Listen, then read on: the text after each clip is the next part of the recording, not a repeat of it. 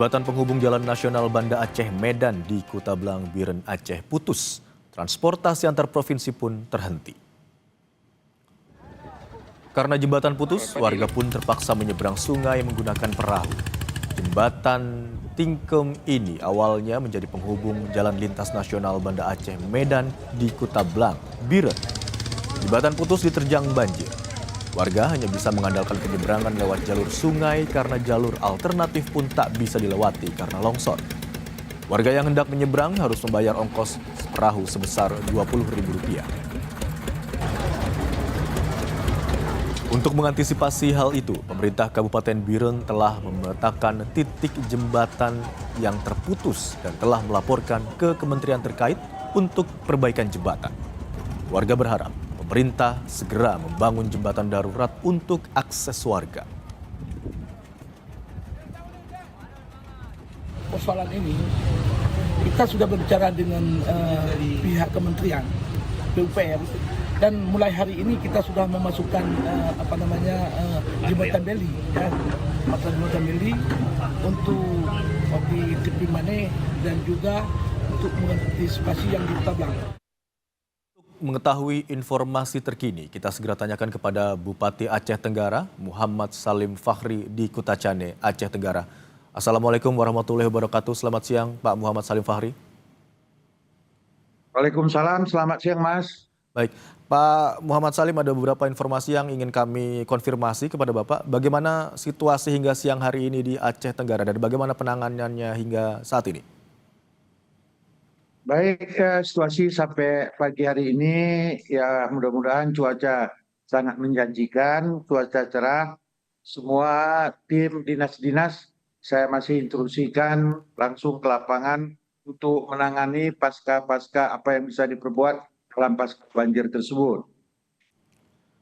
Masih adakah wilayah-wilayah yang terisolasi dan belum tersentuh atau bisa dikirimkan bantuan, Pak?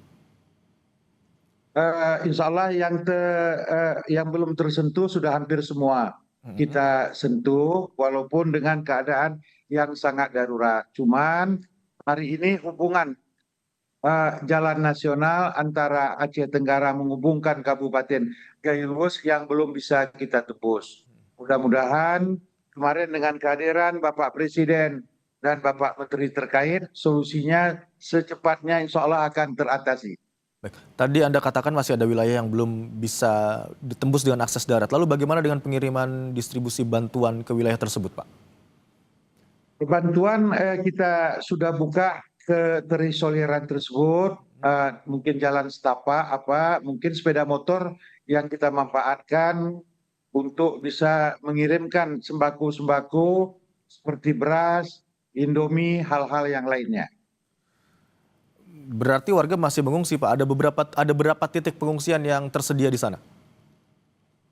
Titik pengungsian sekarang sudah berkurang, cuman pengungsi masih 1.100 kakak dengan jiwa 4.080. Pengungsian tersebut ada juga kita tempatkan di rumah-rumah ibadah, di tenda-tenda yang dibantu pemerintah, termasuk di sekolah-sekolah yang bisa dimanfaatkan oleh pengungsi. Baik.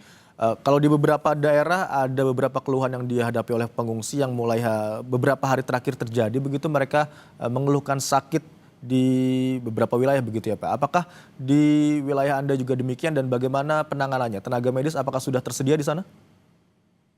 Insya Allah kita sudah instruksikan kepada seluruh puskesmas karena untuk menyiapkan semua, baik dokter, baik obat-obatan dan mobil-mobil puskesmas untuk mengantisipasi mungkin ada rakyat dan masyarakat yang tiba-tiba yang perlu dievakuasi ke rumah sakit umum kita harus dengan tepat dan cepat. Skema penanganannya untuk saat ini seperti apa, Pak? Skema penanganan yang kita lakukan, baik dinas yang terkait, dinas kesehatan, dinas pendidikan, dinas bencana, pengairan, semua kita kerahkan. Kita kerahkan skemanya harus terjun ke titik-titik lokasi yang tertimpa musibah. Dari segi cuaca, cerah mendukung untuk proses penanganan lebih lanjut hingga siang hari ini dan proses pembersihan nampaknya juga sudah mulai dilakukan begitu ya Pak ya? Insya Allah ini jam 2 saya kumpulkan lagi seluruhnya untuk kita membuat skema baru pasca bencana beberapa hari yang lalu. Mudah-mudahan besok mana ada sekolah yang tertimbun, puskesmas, ataupun jalan-jalan kita akan kerahkan kembali setelah pasca kita melihat cuaca pada hari ini juga sudah sangat cerah. Insya Allah kita bermohon kepada Allah untuk membantu cuaca ini bisa seperti hari ini. Baik, Pak, di seluruh wilayah di Aceh Tenggara, informasi terakhir kami dapatkan ada 10 orang meninggal dunia dan 4 atau 3 orang hilang. Kalau informasi atau data hingga siang hari ini, jumlah update-nya seperti apa Pak untuk yang meninggal dunia dan yang masih dalam pencarian?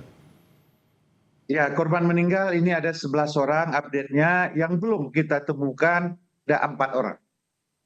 Baik, Pak Bupati, bencana banjir dan longsor yang sebesar ini sebelumnya, sepengetahuan Anda, pernah terjadi sebelumnya atau ini yang terparah atau yang pertama kali terjadi, khusus banjir dan longsor? Ya, karena Aceh Tenggara di daerah gunungan, di bawah aliran, hampir setiap tahun memang kami tertimpa musibah banjir. Namun, kalau saya simpulkan, banjir sekali inilah yang sangat dahsyat karena melanda di 16 kecamatan kami. Baik. Kami tentu saja dari seluruh tim Kompas TV berharap agar seluruh warga yang masih dinyatakan hilang segera dapat ditemukan dalam kondisi selamat dan bencana ini dapat segera mereda serta proses penanganan dapat berjalan dengan baik dan lancar. Terima kasih atas informasi yang telah Anda bagikan di Kompas siang hari ini, Bupati Aceh Tenggara, Bapak Muhammad Salim Fahri. Selamat siang. Mas, bisa kita tambah sedikit, Mas? Baik, silakan Pak. Terima kasih semua Kompas TV yang sudah mengupdate data kami. Harapan saya sebagai Bupati Aceh Tenggara, khusus kepada Kementerian Kehutanan, karena daerah Aceh Tenggara adalah sebagian besar Taman Nasional Gunung Leuser dan hutan lindung, kami bermohon secara khusus melalui Kementerian Kehutanan, yaitu pemerintah pusat, untuk menangani hutan-hutan kami. Mungkin ada yang sudah katakan untuk reboisasi, untuk perehapan hutan-hutan kami, karena setiap tahunnya banjir-banjir ini, karena daerah kami daerah pegunungan, melalui kawan-kawan Kompas TV, ini kami suarakan dari suara hati dari rakyat dan masyarakat Kabupaten Aceh Tenggara. Terima kasih Kompas TV. Baik, semoga saja apa yang Anda harapkan dapat segera menjadi bahan evaluasi bagi pihak-pihak terkait. Terima kasih atas informasi yang Anda bagikan, Bapak Muhammad Salim Fahri, Bupati Aceh Tenggara. Assalamualaikum warahmatullahi wabarakatuh. Waalaikumsalam warahmatullahi wabarakatuh. Dan saudara